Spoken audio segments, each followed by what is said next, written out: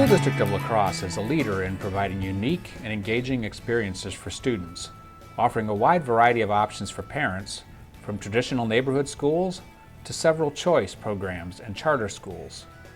In an era of tight budgets, the La Crosse Public Education Foundation is a key partner to the district.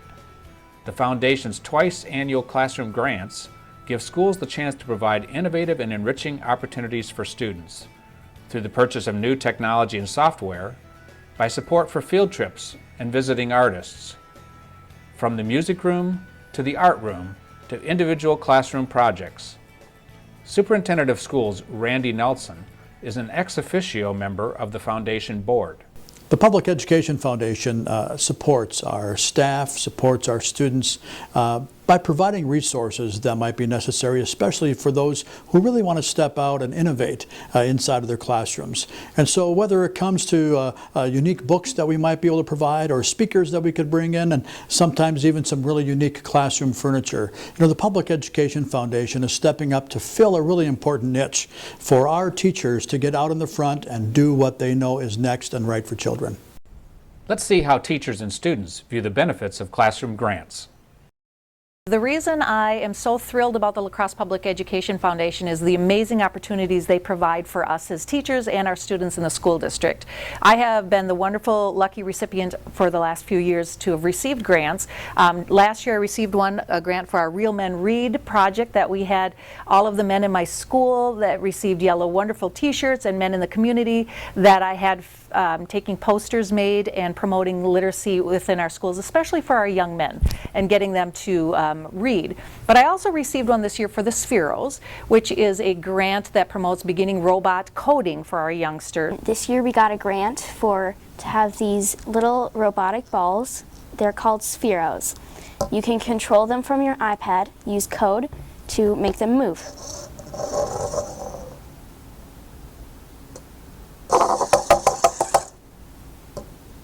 So the Spheros, it's more hands-on of an experience than other classes. I have some other friends that do coding as well, and we get to talk about what we've done, what we've created, how we did it. I'm really excited to learn all of the new technology that is used with these Spheros, because my sister is in a technology job right now, and she uses tons of technology, coding, a lot of what we're doing right now with the Spheros. So if I can do this now, imagine how far me and the rest of the kids in the HPL program will go. It isn't always new technology that turns on students. Logan High teacher Matt DeCook was facing a different kind of challenge and proposed a grant to buy a unique set of shaped desks and chairs to promote collaboration among students in his high school math classes. The process for the grant I thought was super easy. I just wanted new furniture in here because it wasn't working. I didn't like the way kids could group with Avid. I'm the Avid coordinator right now, and a huge part of that is collaboration, and that was a huge part of what was missing in my classroom because of the furniture that we had. Oh yeah, they're a little more accessible for groups too, and it's like instead of having just like 4 big square desks, you can kind of get closer and like don't have to speak as loud as you would because it's closer, and it's easier to work together as groups. We got the grant midway through the year, and we got them actually close to fourth quarter with all of the ordering and the shipping. So we've only had them for a real quarter. Working with them has been real nice for the kids. Like Justin had said, they group them together different ways. You're helping different kids from different angles. I can come up and sit in one spot, and I'm actually helping 4 kids instead of helping just one when we had our square desks that were attached. It's good to work in groups because say like the teacher's helping with someone else, you have partners to help you. Maybe there's one kid who doesn't do very well in math, but he's got 2 other people next to him that are good, that are there helping him when I'm not. So the ability to have kids helping kids when I can't be there at the same time has increased my success and overall participation in activities and just success in scores. I've seen improvements, and kids who don't normally do well have been able to do well because they've gotten help when other times they may not have. I thought it was a big grant and I didn't think I would get it, so I was shocked when I got it, but it's been really nice. From classroom furniture to animation software to materials for Logan High students to attempt to build a self-driving car, The foundation last year received grant requests totaling $164,000 and was able to fund 45 projects worth more than $55,000. Linda Watson explains the importance. But the reason we need the grants, many of our budgets just cannot support at the cost that we want for these youngsters to get these different projects. Our budgets are so constrained so much, and we have many restrictions on it, where the public education is amazing, which allow us to dream and think out of the box and provide those services for the kids that they would not get normally. I don't think this happens in every school where you can apply for a grant from someone who supports the district so well. You might have to go to a state level or even the country level to try and get something innovative, but to have that right in our back pocket is awesome. The amount of money that's given out is crazy for different creative things for people to do, which in the time where school districts are kind of limited with their funds, this is an opportunity for people to get out and do what they want in their classroom, allow them to use their creativity. I mean, that's what we got our degrees for, that's what we went to school for, is to help kids, and helping kids means improving every year. And while the funds are lacking, if we can get grants or things like that, it really helps us out in the classroom. I think the generosity of the donors is fantastic. I mean, just they know the importance of education and they're willing to help us out, which is great. And again, that's part of the lacrosse community, I think. That doesn't happen everywhere. So it's really nice to be part of this community and have such people who care about what's going on in their schools and the success of the schools here. This is my 8th year here in the School District of La Crosse, and what I've seen from day one when I first came here is a community that's highly supportive of its public schools. And so to have community members and businesses and individuals step forward and provide these financial supports, not a surprise for me. But at the same time, there's room for us to do more. And I think that more piece really comes from continuing the work that we've been doing, connecting the dots inside of our community, working with businesses, working with organizations. With support from major community donors, the Public Education Foundation stepped up its efforts beginning in 2014 and succeeded in raising more than $230,000 to help pay for the launch of the AVID program in La Crosse Central and Logan High Schools. AVID, which stands for Advancement via Individual Determination, is a college readiness program that focuses on students from low-income families and others who are often underrepresented in colleges.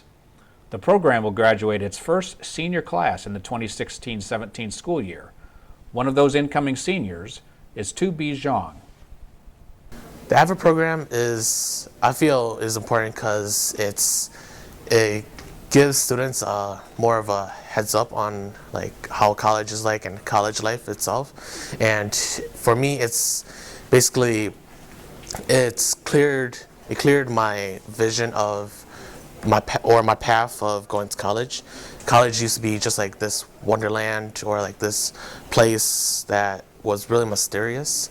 However, when going to AVID, it's all the mist and all the like fantasy about college just got shrouded and just disappeared.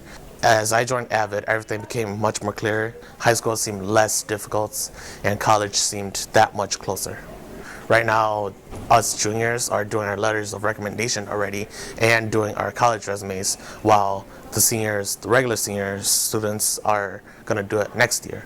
So for us, we have a head start in our college life.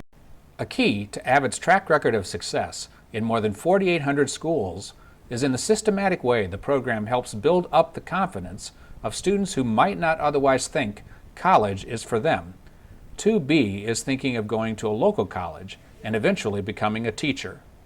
It was like a little voice in my head is just like, you're pretty good at this. You should do more of it.